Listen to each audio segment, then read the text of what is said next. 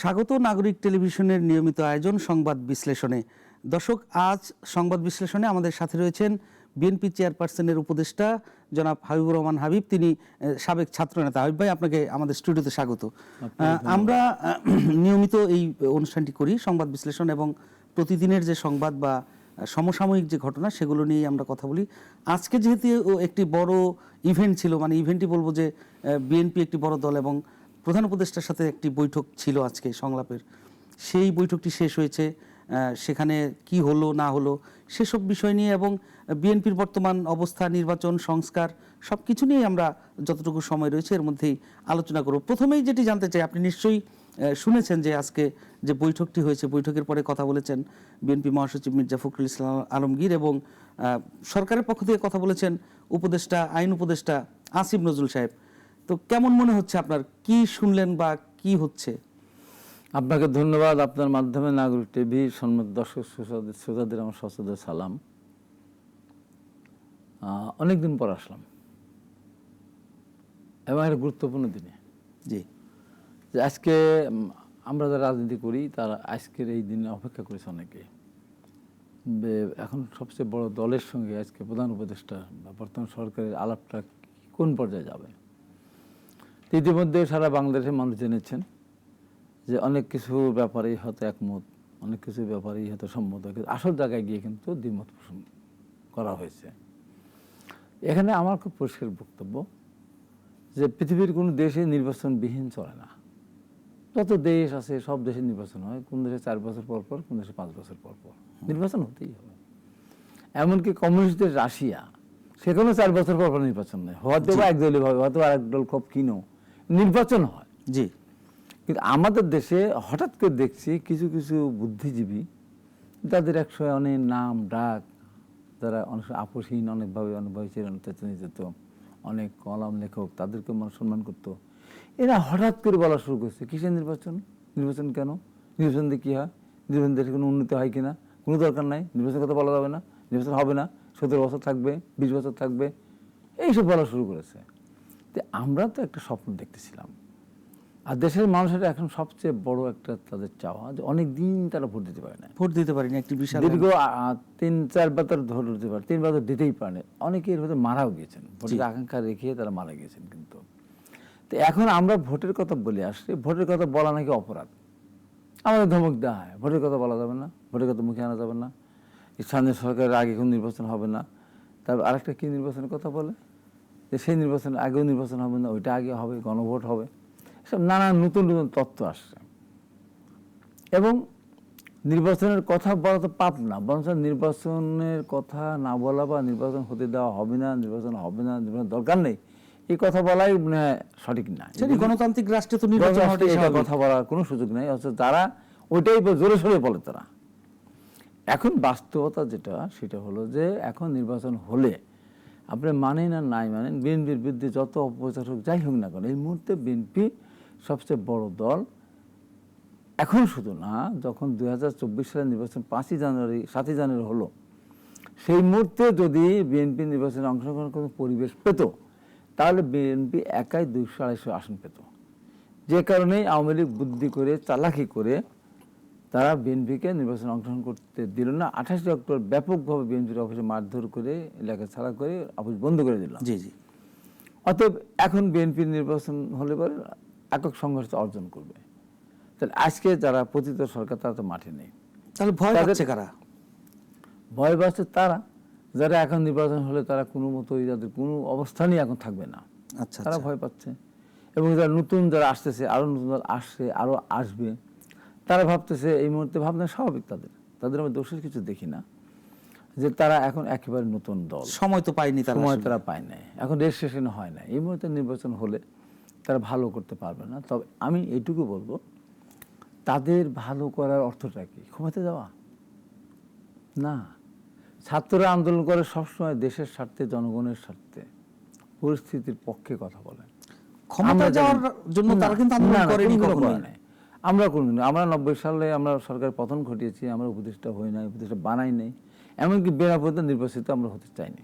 এখন কি তাহলে ক্ষমতায় যাওয়ার কোনো স্পিড তাদের মনে? এখন তো যারা নির্বাচনের কথা চিন্তা করে নাই, সরকার পরিবর্তনের কথা চিন্তা করেনি কোনোদিন, সংস্কার বা আরো আদার্স তাদের মাথার ভিতরেই ছিল না। তাদের মাথার ভিতরে ছিল বৈষম্য, আগে ছিল কোটা সংস্কার। জি জি। সরকার কোটা বাতিল করে দিয়েছিল, তারা ঘরে ফিরে চলে গিয়েছিল। তারপরে তারা মাঠে এসেছে। এই যে 2018 সালে একটা নির্বাচন হলো, রাতের বেলা নির্বাচন হয়ে গেল, বিনা ভোটে নির্বাচন হলো, আমাদেরকে পিটালো, হাসপাতালে পাঠালো, হেলিকপ্টার উঠে আসলাম।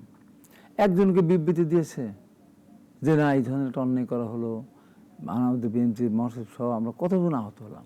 আমরা 50 জন প্রার্থী, গশ্বরদা দাদা, আমাদের অ্যানি, তারপরে আমাদের মাহমুদ্দিন খোকন, আমাদের টুকু ভাইয়ের ওয়াইফ, আমাদের সিরাজ ভাই, 50 জন আহত হয়েছে। আমাদের 22 জনকে নির্বাচনে জেলে নিয়ে, খালিগুর খোকন, পুলক মিলন, সারা দেশের মানুষ, হাজার হাজার মানুষকে গ্রেপ্তার করেছে, আমার এলাকাও করেছে। জি জি। এরা কি বলেছে যেটা অন্যায় হচ্ছে? এই বাংলাদেশ তো আমরা চাইনি, বলেছে কেউ? বলেনি। আবার 2024 সালে যে একটা নির্বাচন হয়ে গেল, একদম একতরফা একদলীয় ভাবে, তারিখ 7ই জানুয়ারি, 8ই জানুয়ারি বা 15ই জানুয়ারি বা 15ই ফেব্রুয়ারি বলেছে যে কোন দেশ, রাতের বেলায় ভোট হলো, এবার সব দলকে বাদ দিয়ে নির্বাচন হলো। এই বাংলাদেশ তো আমরা চাইনি। না না না, এই সরকার থাকতে পারে, এই সরকার আমরা আলোচনা করবো ভাই। আজকের ব্যাপারটি বলছে, একথা বল নাই। আমরা একটু শুনে আসতে চাই যে আজকে মির্জা ফখরুল ইসলাম আলমগীর যে কথাগুলো বলেছেন বৈঠকের পরে, সেটা একটু শুনতে চাই। দর্শক, আজকে প্রধান উপদেষ্টার সাথে বৈঠক শেষে বিএনপি মহাসচিব মির্জা ফখরুল ইসলাম আলমগীর কি বললেন সেটা একটু শুনে আসি। নির্বাচনের সুনির্দিষ্ট রোডম্যাপ, যেটা আমরা বেশ কিছু কাল থেকেই বলে আসছি, সেই বিষয়ে তাদের সঙ্গে কথা বলেছি।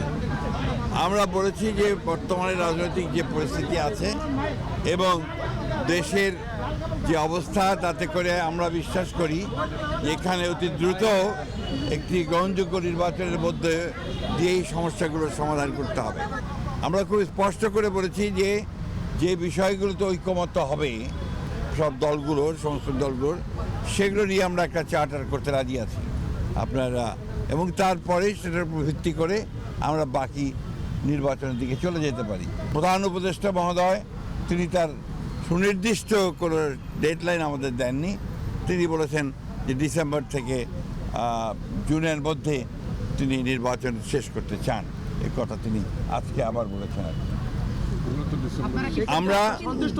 আমরা একেবারেই সন্তুষ্ট নই। আমরা পরিষ্কার করেই বলেছি যে আমরা ডিসেম্বর কাট আউট টাইম, ডিসেম্বরের মধ্যে নির্বাচন যদি না হয় তাহলে দেশে যে রাজনৈতিক পরিস্থিতি, অর্থনৈতিক পরিস্থিতি এবং সামাজিক পরিস্থিতি, সেটা আরও খারাপের দিকে যাবে।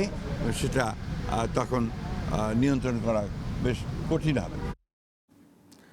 শুনলেন আপনি কি বললেন মির্জা ফখরুল ইসলাম। আমি আপনার কাছে যেটি জানতে চাই যে শুরু থেকে কিন্তু আরো আগে থেকে যখন এই সরকার গঠন হলো, তারপর যখন নির্বাচন সংস্কারের কথা এলো, তখন থেকে কিন্তু বিএনপি বলছিল যে প্রয়োজনীয় সংস্কার যতটুকু প্রয়োজন দরকার ততটুকু সংস্কার হোক এবং তারপরে নির্বাচন হোক।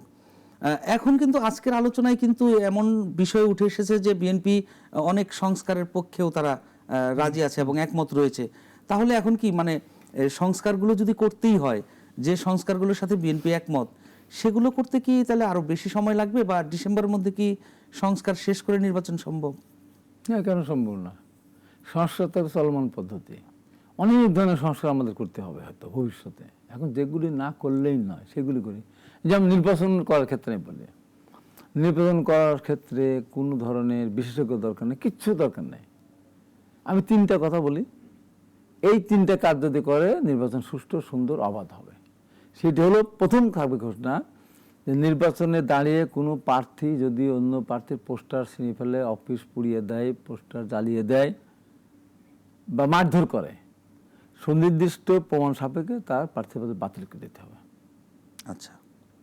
2, ভোটের দিন যদি কেউ জোর করে ভোট কেন্দ্র দখল করে, সিল মারে, বল খাটিয়ে যদি কেউ নির্বাচিত হতে চায়, সুনির্দিষ্ট অভিযোগে তাকে তাৎক্ষণিকতা প্রার্থী বাতিল হতে পারে। আচ্ছা। 3য়ত আরেকটা অপশন রাখেন, কোনো কারণে চোখের আড়ালে সে অনেক কালো টাকা ছড়ালো, অনেকে ভয়ভীতি দেখিয়েছে বা নির্বাচনে জয়লাভ করার জন্য অনেক ধরনের সে কুপন্থা অবলম্বন করেছে, অপশন থাকবে এই প্রমাণ যদি হয় সে জাতীয় সংসদ সদস্য নির্বাচিত হওয়ার পরেও তার সংসদ সদস্য পদ বাতিল হবে। সেই সুযোগ রয়েছে আপনি করেন, যদি আইন করা যায়। আইন করেন, আর কিচ্ছু লাগবে না, কিচ্ছু লাগবে না, চৌকস পুলিশ লাগবে না, আর্মি লাগবে না, বিজেপি লাগবে না, র্যাব কিচ্ছু লাগবে না। তার এই র্যাব ছিল, এই আর্মি ছিল, এই পুলিশ ছিল, সব ছিল। রাত্রিবেলা ভোট হয়েছে, তাদের সামনে সিল মেরেছে। 2024 সালে বিনা ভোটে নির্বাচিত হয়ে, বিনা অন্য পার্টিসিপেন্ট নির্বাচন হয়ে গেল। তারা কি বলেছে যে এই নির্বাচন সঠিক হচ্ছে না, আমরা পাহারা দেবো না, আমরা এই ভোট কেন্দ্র পাহারা দেবো না, এখানে নির্বাচন হচ্ছে না, ভোট হচ্ছে না? বলেছে কেউ? চোখের বাহিনী বলেছে, পুলিশ বলেছে? কিচ্ছু বলে না। তাহলে এখন এত চোখের বাহিনী দরকার থেকে? এই চোখের বাহিনী ছিল 86 সালে, 88 সালে, সব ছিল মাঠে। ভোট কি হচ্ছে? 86 সালে ভোট হলো, 48 ঘন্টা রেডিয়েশনের রেজাল্ট বন্ধ করলো, ঘোষণা বন্ধ করে 48 ঘন্টা পরে জাতীয় পার্টিকে জয়লাভ করলো। 88 সালে তো আমরা নির্বাচনে যাইনি কেউ, একবার, তখন চোখের বাহিনী ছিল। আবার দেখেন এই লোকগুলি ছিল, এই প্রশাসনে ছিল, এই নির্বাচনে, এই দেশের লোকে নির্বাচন কমিশনার হয়েছেন, প্রধান নির্বাচন কমিশনার 2001, 96, 2001, 2008 বা 2008ও যদি বলি, মাঠে কোনো গণ্ডগোল হচ্ছে, প্রার্থী একটা প্রার্থী কিন্তু আহত হয়নি, গ্রেপ্তারও হয়নি। আমরা তো নির্বাচন দেখেছি। এই প্রথম 2014 সালে আমরা নির্বাচনে গেলামই না, বিরোধী দলগুলি।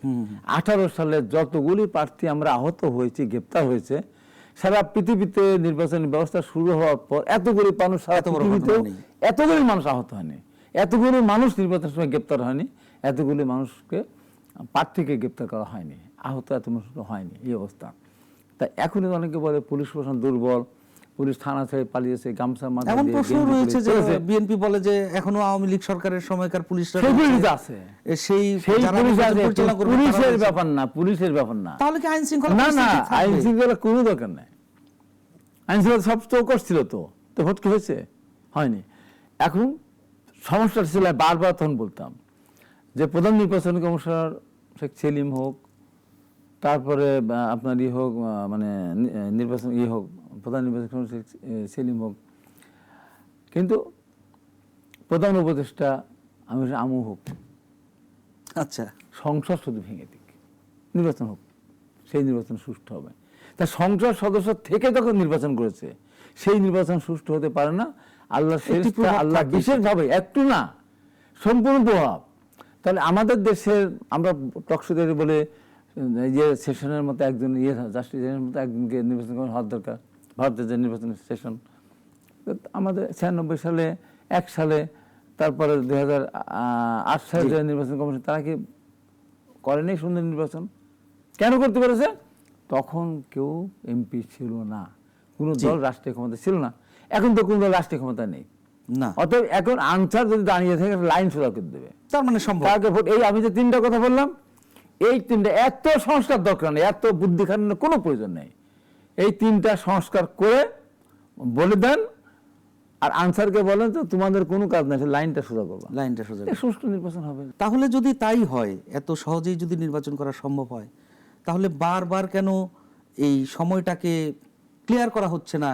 আজকে কিন্তু একজন নির্বাচন কমিশনার আজকে বলেছেন যে আগামী জুলাইয়ের মধ্যে তারা তাদের যে রোডম্যাপ, নির্বাচন কমিশনের যে প্রস্তুতি, সেটি তারা প্রকাশ করতে পারবে। এবং আমি নিয়মিতই নির্বাচন কমিশনে যাই এবং খোঁজখবর রাখি, সেখানে প্রধান নির্বাচন কমিশনার সহ অন্যান্য নির্বাচন কমিশনাররা যেভাবে কাজ করছেন বা তারা যেটি আমাদেরকে বলেছেন, তাদের কিন্তু একটি টার্গেট রয়েছে যে ডিসেম্বরে নির্বাচন হলে সেইভাবে তারা প্রস্তুতি নিতে পারবেন এবং সেইভাবে করে বিদেশি যে ভোটার, যারা প্রবাসী ভোটার, তাদের ব্যাপারেও তারা সিদ্ধান্ত নিচ্ছেন। সবই হচ্ছে।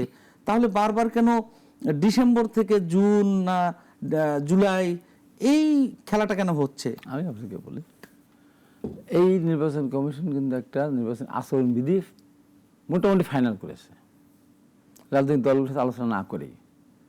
আমি সমর্থন